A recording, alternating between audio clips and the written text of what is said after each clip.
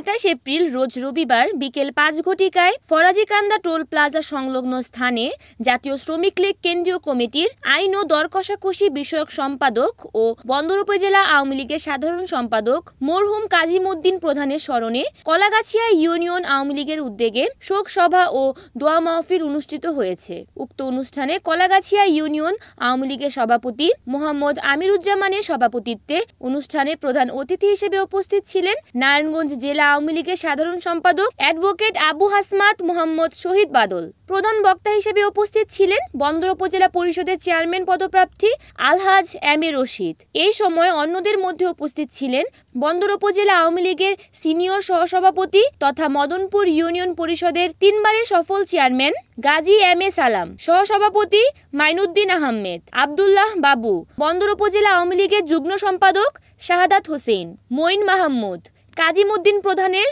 সুযোগ্য পুত্র সাজ্জাদ হোসেন অপু, মহিলা আওয়ামী লীগের সভানেত্রী সালিমা হোসেন শান্তা সহ উপস্থিত ছিলেন কলাগাছিয়া ইউনিয়ন আওয়ামী লীগ, যুবলীগ, ছাত্রলীগ, স্বেচ্ছাসেবক লীগ সহ অত্র ইউনিয়নের নেতাকর্মীরা। আমাদের সাথে খুব বেশি দিন বিচরণ করেন নাই।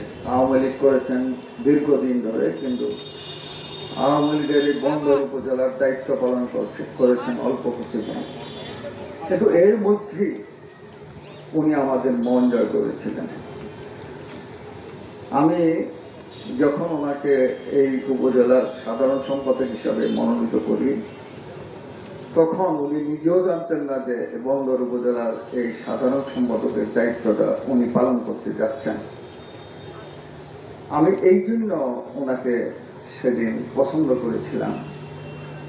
আমি কেন যাই দূরের থেকে আমার মনে হয়েছে নিবেদন করি, হে আব্বুল আলামিন, আল্লাহ আপনি কাজী ভাইকে ব্যস্তের উচ্চ মাকাম দান করেন।